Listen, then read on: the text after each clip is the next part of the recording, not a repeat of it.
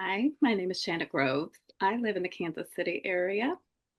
I am an author, published author. I've written a couple of books about hearing loss and deafness. And obviously, my disability is hearing loss, progressive hearing loss and deafness. My story actually begins in a kindergarten classroom when I was 6 years old. And we had what was called listening lab, to where we wore headphones and had to listen to an audible story. And then we had to answer questions with the teacher. I could not understand the story. And I said something to my teacher, and she talked to my parents. My parents referred me to an audiologist, and I had my hearing tested. So this was back in the late 1970s, early 80s. This was before early childhood hearing screenings were a standard. And I ended up passing the test. And I went through many years from the age of 6 to the age of 27 with an undiagnosed progressive hearing loss. It was diagnosed 2 months after my firstborn. I was a new mom sitting at home with persistent ringing in my ears. And I couldn't hear the doorbell ring. I couldn't hear my phone ring. I couldn't hear people from the other room. I could not hear my son's cries from the other room. And I was very scared. So going back to work, I went and had my hearing tested, and it was discovered that I had a genetic progressive bilateral hearing loss. I was working in an office for a magazine. I'll never forget, 2 months into this job, I went and had my hearing tested, and that's when I was diagnosed with a hearing loss. I remember the president of the company, it was a very small company, coming in to talk to me one day. I had decided against wearing hearing aids because I was so concerned with the stigma that it would impact me professionally.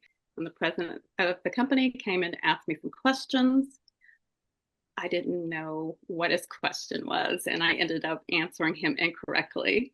And he was very upset with me about that. I'll never forget that because I had an opportunity, I think, to remove some of the barrier by using technology. But I was afraid because of stigma at the time and my own stigma as well. I think about the precious months and years that I wasted not getting help, not learning more about the disability community, and finding a great community of advocates and people who are non-judgmental and diverse. I now realize and have had the opportunity to speak to people who have a newly diagnosed hearing loss, new part of the deaf community, and they're afraid. A lot of them are afraid, or they're angry.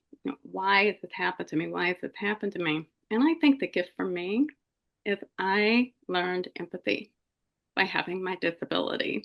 Before, I was very cocky. I was in my 20s. I could do no wrong.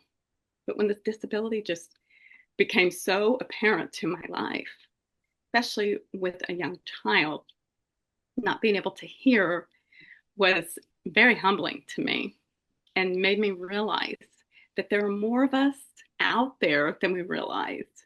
If we could just band together and support one another, imagine what strength we have as a disability community.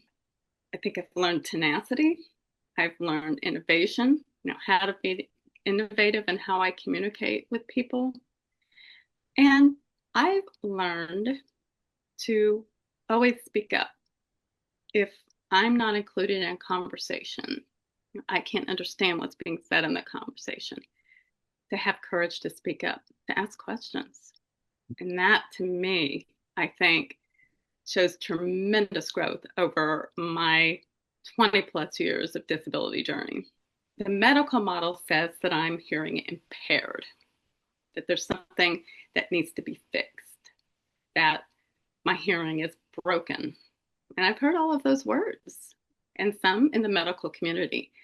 However, in the social model of disability, I see that it's the community and society that needs to come around and support me in making things inclusive and accessible So it is a mindset shift from thinking of things that need to be corrected or that are broken to, you know, I'm just like everyone else.